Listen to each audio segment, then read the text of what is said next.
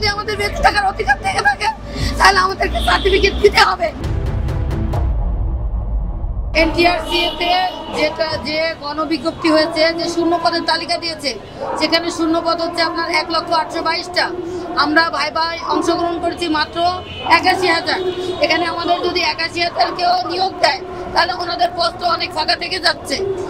তারপরেও ওনারা আমাদেরকে কেন নিয়োগ দিল না? এনটিআরসি জাতীয় মেধা তালিকা করে রিটেনের মান অনুযায়ী, যেহেতু আমরা রিটেনে পাস করে এসেছি, সেহেতু আমরাও সনদের যোগ্য। আর যতক্ষণ না আমাদেরকে সনদ দেওয়া হবে, আমরা এখানে জীবন দিব, তবু আমরা এখান থেকে উঠবো না। আমরা আমরণ অনশনে বসেছি।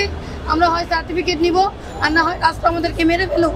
যেহেতু আমরা অযোগ্য, আমাদের ন্যূনতম যোগ্যতা নেই, তাহলে আমাদের বেঁচে থাকার আমার মনে হয় না কোনো অধিকার আছে।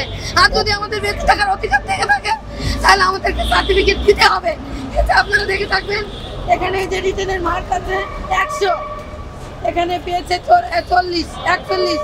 এখানে দেখবেন অসংখ্য ভাই বোন পেয়েছে 40। যত পেজ উল্টাবেন 40। এখন আমার কথা হচ্ছে, আমরা তো 40 পেয়েছি রিটেনে, তাহলে আমাদের কেন সার্টিফিকেট দেওয়া হলো না? আমরা কি রাষ্ট্রের নাগরিক না?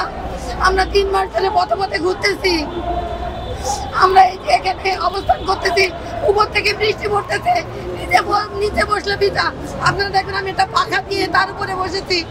আমরা কি রাষ্ট্রের নাগরিক না?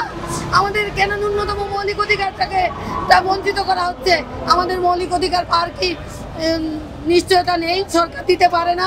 আমরা প্রধান উপদেষ্টা, শিক্ষা সচিব, এনটিআরসি চেয়ারম্যান স্যার বরাবর যথেষ্টবার আমরা দেখা করার চেষ্টা করেছি, স্মারকলিপি দিয়েছি। তাদের মনে কি কোনো মায়া দয়া নেই? আপনারাও তো কোনো বাবা মার সন্তান, আমরাও কোনো বাবা মার সন্তান, আমাদেরও তো সন্তান আছে। আমরা সেই সন্তানদেরকে ঘরে রেখে আমরা এখানে অবস্থান করতেছি। আমরা আর কতদিন রাস্তায় থাকলে, আর কত রক্ত দিলে তারা আমাদেরকে সনদ দেবে, এটা আমরা জানতে চাই। আমরা না খেয়ে এখানে মারা যেতে চাই, কিন্তু আমরা সনদ চাই। আমাদের একটাই দাবি, আমরা সনদ চাই।